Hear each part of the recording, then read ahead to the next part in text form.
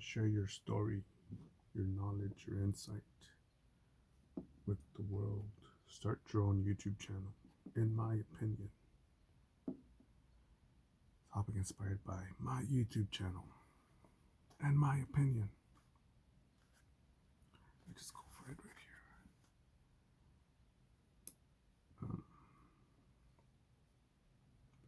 On this channel lately, I've been talking a lot of smack, and I think lately I've been putting it on extra thick.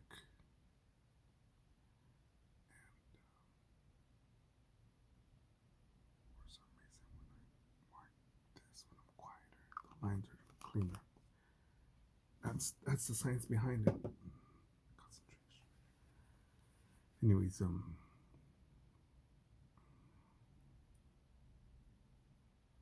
was gonna play another scratch, but then I'm like, no, let me put this on here so that way I could scratch. Let the brush marinate in the water, and then brush it off, and then let it dry.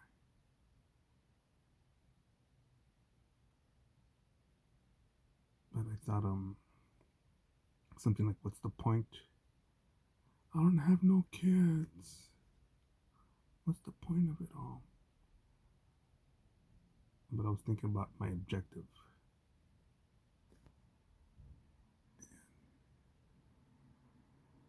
And I was looking at the London Rio YouTube channel. Damn, the dude has 2.21 million followers. If it wasn't for Dan Pena, he would have never excelled in those numbers.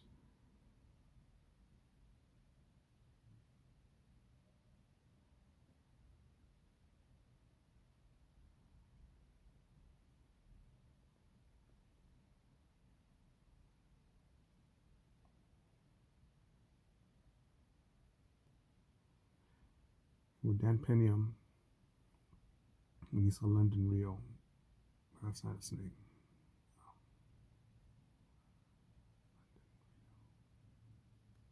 That's the name of the YouTube channel. But Dan Pena told him, you were just a something like, he told him something like, you're just a fraction of what you were. You were only just a fraction of what you thought you were. And that's pathetic. You grew up to be a weenie. Something like that. I want to say maybe he was approaching 100,000 followers or something like that, subscribers.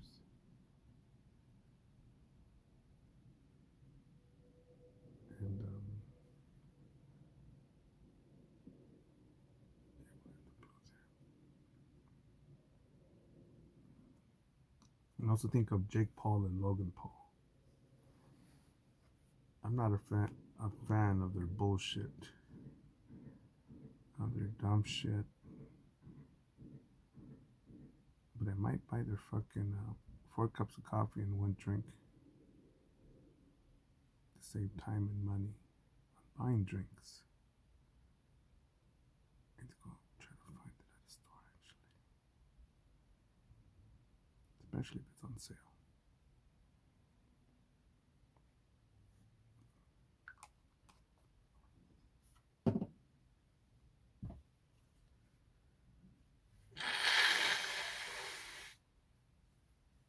Let me draw my notes over here. But with Logan Paul and Jake Paul, those guys, or even Jackass, but at least the Jackass fuckers, some of them became humble, like Johnny Knoxville and Steve.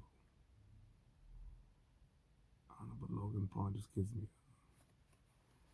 very selfish, and there's nothing wrong with being selfish. He comes off as I'm all about the people, and no, one annoying motherfucker. Never met him, just my opinion.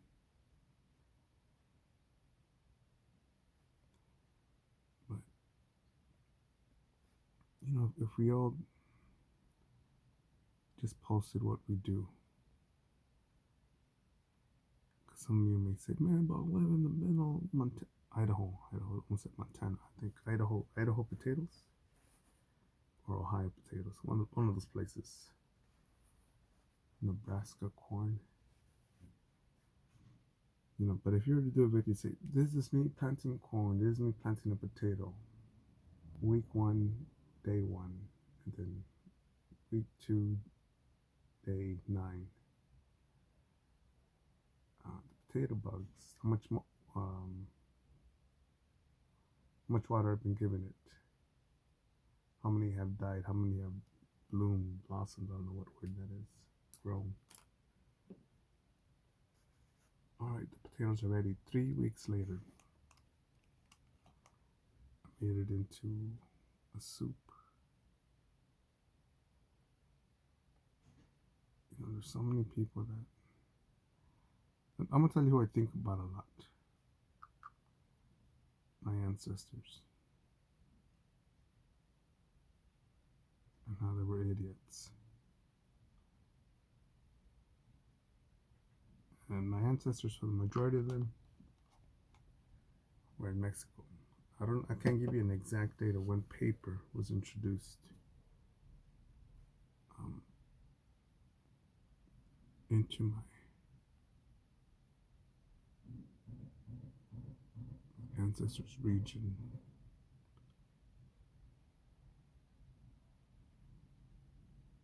I didn't come from, so far I know that my ancestors didn't come from big jive city. I got more relatives that live in some of the bigger cities now in Mexico or America. And for me, when I've seen no tradition passed on, no estate. Now, yeah, I have relatives who now own property, but do we really know what that means? Do we know who's going to be owning it? The estate, who's going to be carrying the land? How is it divided? Property taxes. Who is it for? Who is it not for? Males or females? Will it only be for the son or for the son's son? Can someone wed into the family and own the property?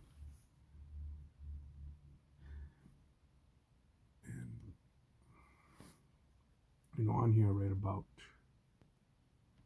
again, this is the drawing channel, and I spoke about my relationships,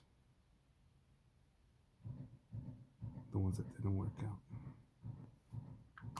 and how even at one point, well, actually more than one point, I could have just worked at a grocery store. Nothing wrong with that. Worked at a grocery store or fast food. There's nothing wrong with that. But I know, remember this one dude, cool guy, man. Damn, that location's now closed. I think the restaurant was called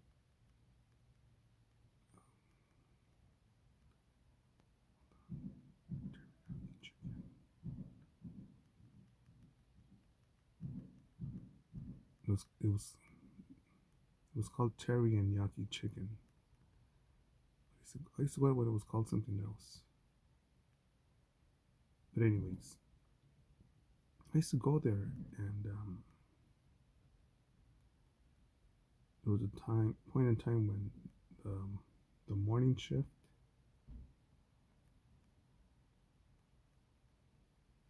the first shift, and then the evening shift, the closing shift, I would see them, I would know them all. I would have lunch with them. I would still pay for my food, and hey, can I sit with you guys? Just talk with them. How's life? Why not? Good people. They were just awesome.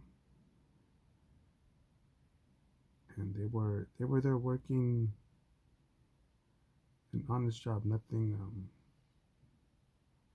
Yeah, maybe they were not the business owners,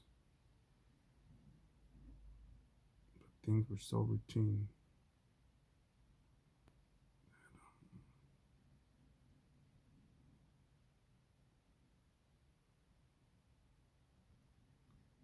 Things were so routine that customers were almost like on schedule. I remember one time this gorgeous black woman came in there, built like an hourglass. First, she was sexy. Second, she was thick. Third, she had a sundress on. And I'm guessing that she had just gotten off of work and probably grabbing dinner just for herself. But the reason I like the sundress is because it was below her knee, so that she wasn't just showing booty and butthole to the world. And I just got a good, mm, warm, a warm vibe from her. And I just went up to her and I said, you're the, I said something like, you're the most amazing woman that's walked in here, or something like, the most amazing thing I've seen walk in through these doors. Just had to let you know. And then just went and grabbed my seat and waited for my food to leave. She goes, oh, thank you. But she didn't want to pursue it, so if she didn't want to pursue it, then she never said her name, so I figured, you know what, she probably isn't in love with somebody else. She's probably cheating on me. And yeah, but that was that place, right? Oh, versus the McDonald's that I go to. One I went to lately. Where, and the Starbucks too that I go to, where if I get a hot drink or a coffee, I need to stop, get it, and press on the lid to make sure that these fucking morons didn't leave the shit fucking unsecured to burn my fucking hand or my dog.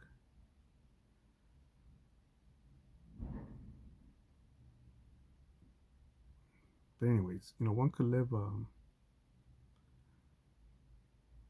some people say, "Man, it's a wasted life." I'm like, no, it's not. If you're doing good, being a good person, if anything, if those people would have said, "Well, look, let me make a video on what that place would, what I would like." The chicken teriyaki was good. So was the sautéed spinach. But he had this one like pretty sure they were sweet potatoes or potatoes that they would deep fry. Never had them like that. Because one of the main reasons I would go back to that place, because it's just awesome. And that was potatoes. In-N-Out has cool fries, but I'm not gonna say, man, you know what? I feel like some In-N-Out fries. I'll go there for the burger.